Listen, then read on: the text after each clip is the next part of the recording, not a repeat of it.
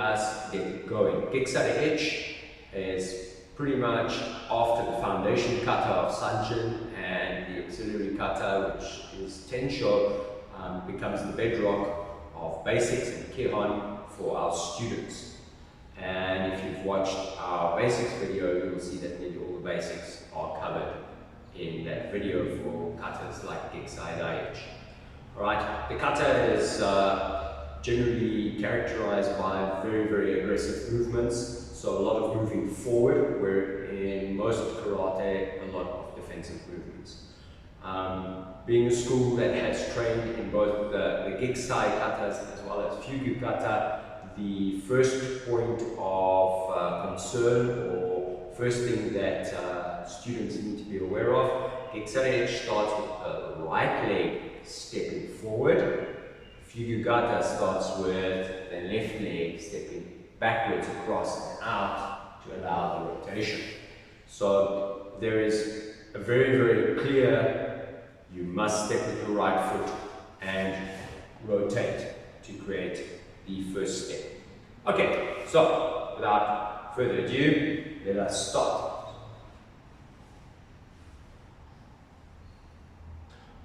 When you step, some schools say step 45, some schools say step forward. The general idea is not to step across, because we want to keep our left leg in front. If you're stepping 45, you're going to end up with the longer version of Sanchin Dutch, which tends to be a little bit more narrow. So you would be stepping 45, you end up with longer but narrower Sanchin Dutch. If you tend to step more straight and you rotate, you will end up with a wider yet heel-toe orientated Sanchin Dutch. Okay, so that's the first thing, the first variation. The next thing is cover and block. Typical of all Goju schools at the most basic level, we want to make sure that we are doing first half of the block, second half of the block. I'm going to go this way so that you can see as I step. So I'm stepping with my right foot, I'm pivoting, I'm covering, and I'm doing age uke or rise and block. Then you may step in and out, you may step straight, but we don't step around and out. So we don't open the groin, we choose to close the groin. Aggressive stepping, more direct. In and out stepping, protecting the groin. Jodanzuki. Some schools have a lot of emphasis placed on covering the face. Some schools just pull back as naturally as possible and therefore conceal the extra blocking technique seen here. Jodanzuki, aiming for the chin, the throat, or the nose, again, depending on the school. Stepping back, one line, cover, and block. So, I'm coming closer. When we do this blocking technique, some schools tend to be vertically on the knee with the hand at a very distinct angle. Some schools tend to be a little bit more 45 degrees, and some schools are at 90 degrees. Again, you choose what your sensei says. So some schools will block this way, some schools will have a very straight blocking mechanism this way, and usually finishing with the fist in that position, and some schools will be a little bit more 45, finishing that way. You choose which one you need, okay? And you move a little bit further back. So, from this angle, some schools block this way, some schools block this way, some schools block that way. You pick the one you need. Alright, so that's the first three moves, quite easily at the beginning. Move, stop, move, stop, move, stop. For Geki Sai Dai Ichi. For Geki Sai Dai Ichi, you start building the idea of 1, 2, 3. So in other words, working on the line of the kata or the embusen. Okay, so 1, 2, 3. Concentrate on pulling this arm straight back in the Gedambarai. A lot of people are very lazy. This arm ends up here. For good symmetry in your kata, straight back in the hikite position of your school. Okay? So in the hikite position of your school. Please cross your arms when you block. It's not a good idea to be blocking without crossing your arms. The simple logic is, if I am fighting and I bring my hand back and I have no defense, I'm going to be hit. So this hand could be holding or pressing, pulling as I am blocking or striking. Okay? The next step. When I move up, it's half a step and across. Let me move a little bit back so we've got more camera. So 1, 2, 3. You'll notice that I tend to rotate my hip first. It looks like I'm going to a Zen Kutsudachi. I then shift my body up and across, and I'm trying to get heel toe in a line because I tend to have the wider, shorter Sanchendachi. If I was doing the longer version, I would step a little bit further backward. But the whole idea is moving in. I'm here, I'm moving in.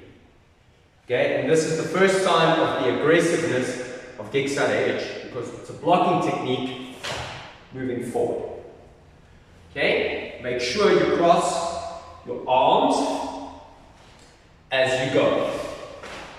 And then repeat. Punch and back, block the way you choose to block. Head position is important because it signals whether or not you are fighting to the left, to the right, or if you're thinking that the fight is in front of you. So generally speaking, you may have head first, feet, head, hands. You may have head, feet, hands all happening simultaneously. Again, depending on the school and your level of skill, you will be working towards probably the second option, that the movements are a blend of movements together. It is never a good idea to have feet, hips, hands, head. It doesn't make sense. So a little bit of common sense as we're doing it. We want to be looking at what we do. Okay?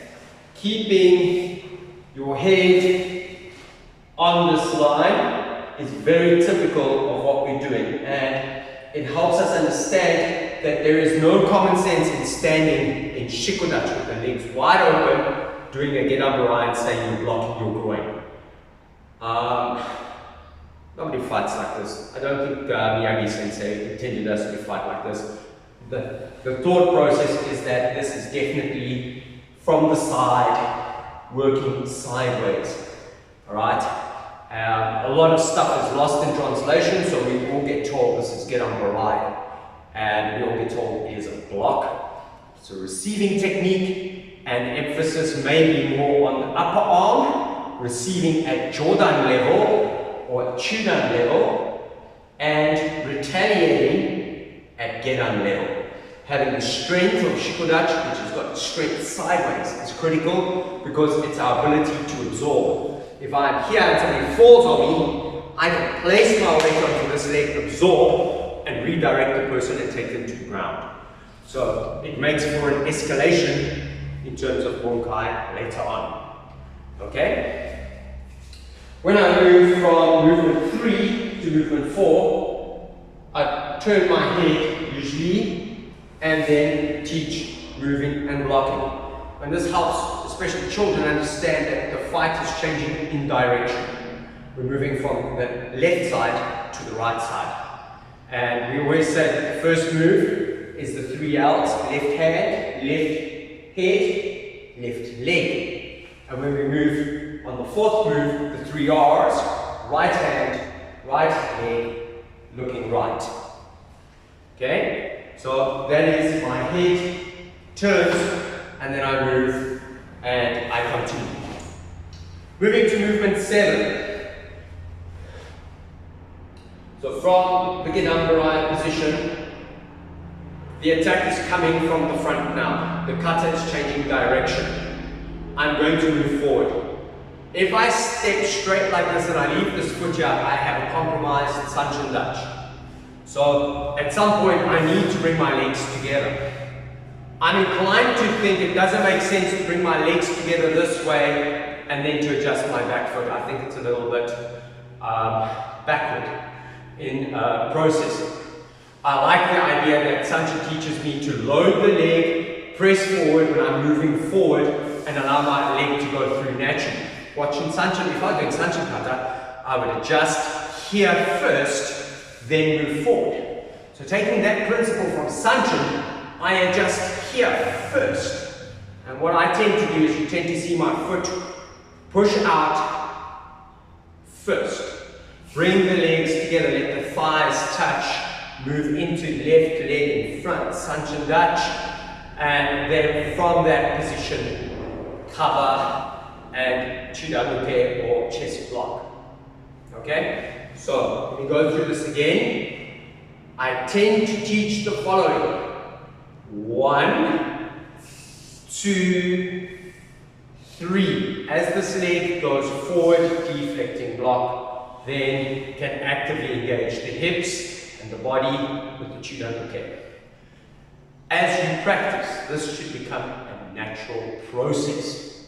You have to teach it because people, if they're not told about it, will naturally default to doing this, which means the groin is technically open. The stance does not afford any groin protection.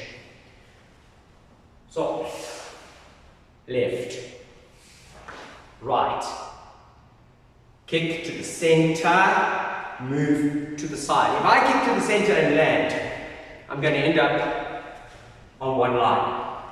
And that means no balance. And if there's no balance, that also means that my structural integrity is also going to be kind of weak. And the slightest bump or deflection, and my technique is going to fail. So, logic here is, if I'm aiming to kick somebody in the groin or in the bladder, it's in the center of the body. I move my leg to the outside and I make a decision, cognitive decision to put my foot there. I don't just fall onto it. And that decision can be two different types of decision. It can be 1, 2, silent, place the foot down, follow up. Or with the stop. And again, you refer back to the school you come from and what they're doing and what they suggest. I'm training on a hardwood floor with no give. We teach our children when we're on the wooden surface, no stop. When we move onto our tatami, our WKF tatami, we then encourage our children to stop because there's some protection. And eventually they will gradually develop some kind of strengthening of the cartilage and connective tissue in the body without damaging their heels. Right? The foot placement as we go down, I tend to like the idea of heel toe, and for a lot of people that will go back to the bunkai that you're stepping onto somebody's foot. Highly unlikely that you will step on somebody's foot like this and then like this. So the idea, I kick, I trap the person, I stop them retreating, I land on their foot, I hold them with the foot, and I would, if you're inclined to place the big toe first, then you're working on tagiashi, pressing the big toe onto the bridge of their foot. It helps them collapse. It's a sensitive point in the human body, and then the elbow comes after. Small thing that a lot of people have to worry about and watch out for is the fact that a lot of people do 1, 2 and land with the elbow already out. The sequence of events typically would be kick, land, kick, elbow. Elbow strike, forward. Watch out for elbow strike being to the side or something more like this. Okay, imagine you are shoulder to shoulder, feet in the same line. I would like my elbow to be usually on the inside line, not on the outside line. So a little bit in, bottom of the arm, parallel to the floor for some schools it's a little bit closer. The reality is there is something there. The elbow for this parallel to the floor should feel like it's moving in. Okay?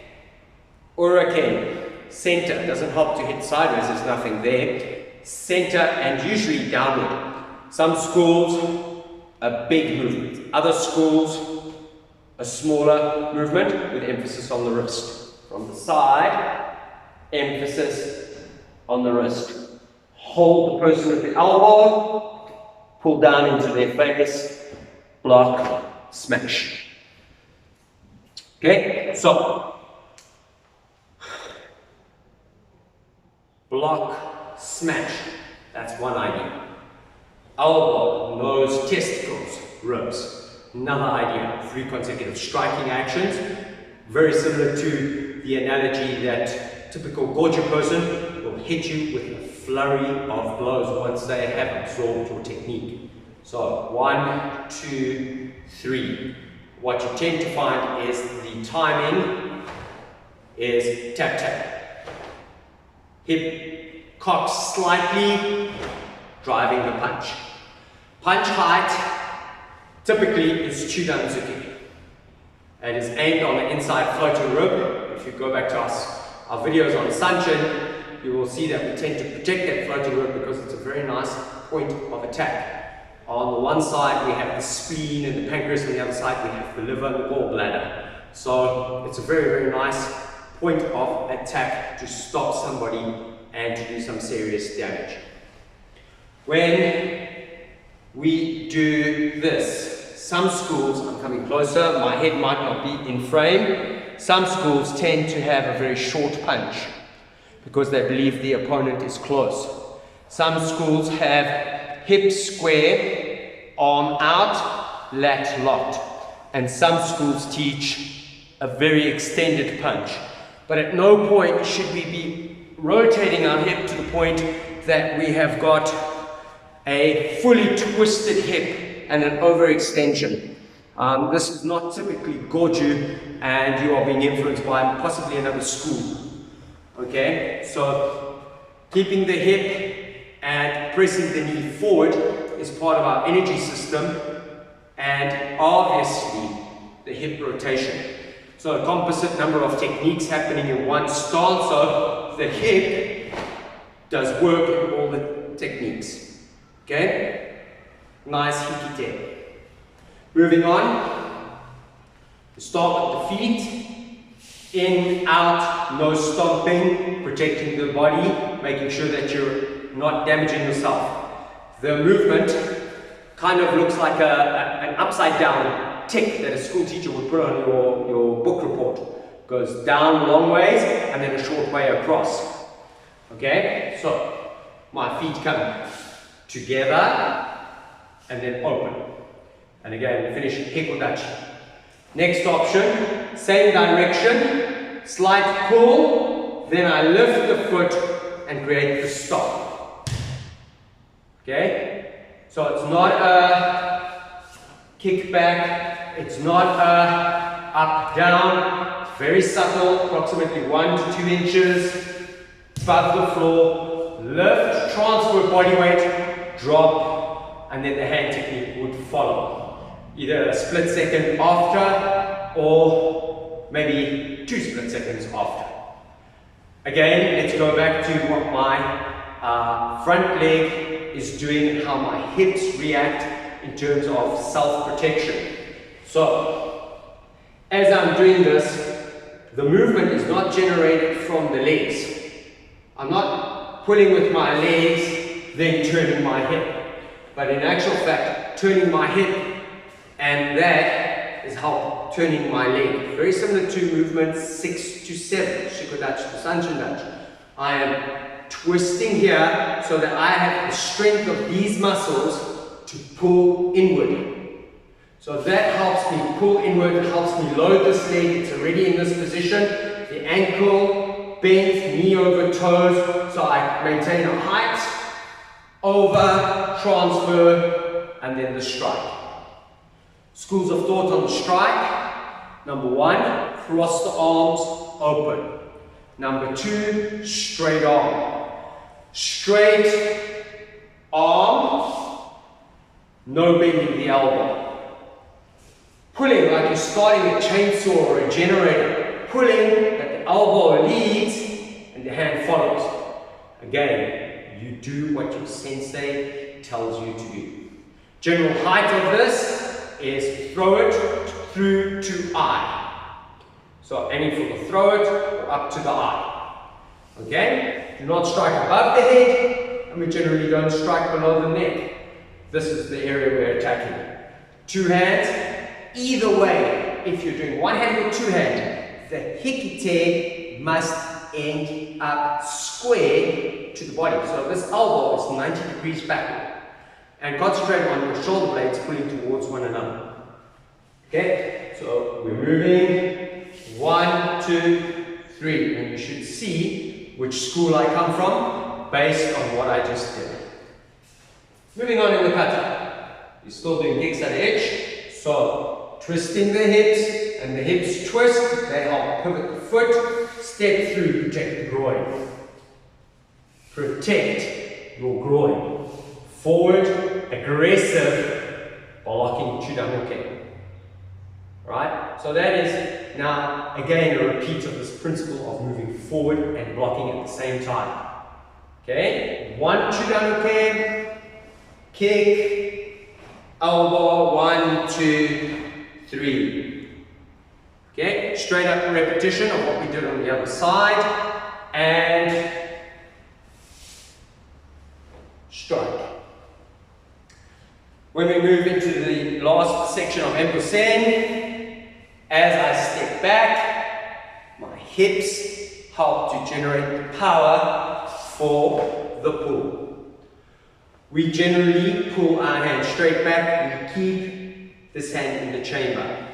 Some schools will step back 45 degrees, some schools will add in the block and then another block. So that's 45 to 45. Some schools, back, straight, punch.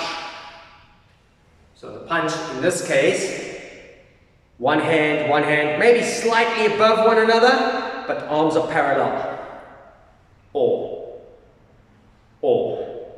So we have a couple of options. Okay? The important thing, hip to pull, and the body press forward for the punch. Watch out for the shoulders. Okay, keep the shoulders down. I tend to see a lot of people doing this. Try to keep the shoulder down, the lat tightened. Okay? When I move up, fetch the block, cover, big block. Turn, block. Cover, big pulling block, down arm. These are all options for different schools. Combination of the two. Subtleties that you may see in some schools are pressing down of this hand afterwards. So this hand goes from blocking to pressing as you then prepare back and then double punch. Opening the bottom hand, hand comes in from the top, shift up, block, open. Alright, again, some schools will teach as you step, you adjust the front foot. Some schools will teach prepare, up into Mesumidachi, down, open, and bow.